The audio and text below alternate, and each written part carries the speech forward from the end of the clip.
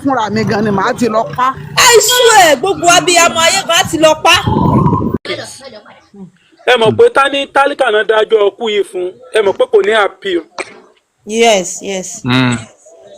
Because kò ní sí owó tó máa fi gba lọ́ọ̀yà ṣe nǹkan tó máa ń bring about frustration nǹkan tó dẹ̀ máa ń wò pé káwọn èèyàn máa sọ pé ilé ẹjọ́ àwọn olówó náà favour nìyẹn kò sí ìdájọ́ kò dẹ̀ rí bẹ́ẹ̀ kò sí nǹkan tó máa ṣẹlẹ̀ náà ní Supreme because ó rí ẹ̀ if not impossible trial court kan pass judgement kan kí judgement yẹn náà go straight through ní appeal ó rí ẹ̀ kí Supreme Court tó overturn ẹ̀.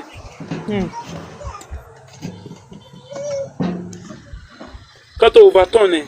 Okay.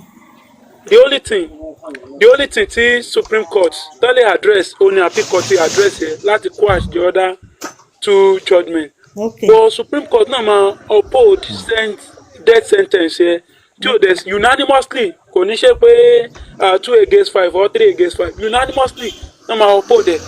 But èèyàn wà ní dúró bẹ́ẹ̀. máa yẹn tó bá jẹ́ pé mo ní agbára tí mo lágbára tí mo lẹ́sẹ̀ tí mo lè lọ pa fúnra mi gan ni màá ti lọ pa. I swear gbogbo abiyamọ ayé kan ti lọ pa.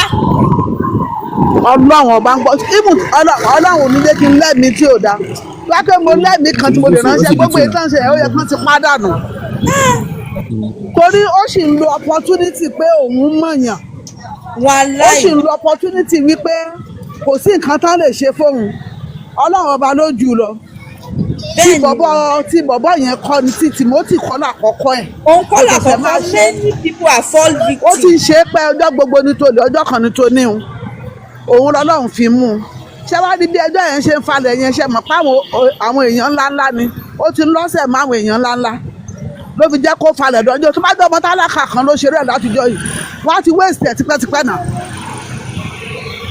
so ìgbà tí mo gbọ́ nísìnyí pé wọ́n dájọ́ fún mi ò tí bìlífù gan kó má jẹ́ pé wọ́n tún lọ fi pamọ́ síbì kan ni. tí ò ṣe pé kéèyàn rí dàrẹ́tì pé wọ́n ti pa.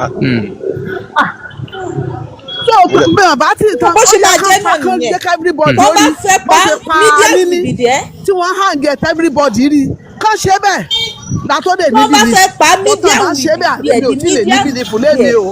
wọ́n ò lè pa láìpẹ́ The remaining two judgments mo ní issue pẹ̀lú ẹ̀ initially because how will you say that owó tí a ti agree a lè sọ legally pé owó ẹ̀jẹ̀ bàbá wọn náà fi acquire àti ẹ̀jẹ̀ àwọn others náà fi acquire properties yẹn and secondly owó yẹn náà lẹ tí wàá fi expect kó máa fi sponsor irú àwọn ọmọ yẹn irú discouragement wo ló jẹ́ fún gbogbo òlu mo dẹ̀ like appeal court pẹ̀lú nǹkan tán ṣe wọ́n kó àṣẹ àwọn the other two judgments wọ́n dẹ̀ uphold death sentence.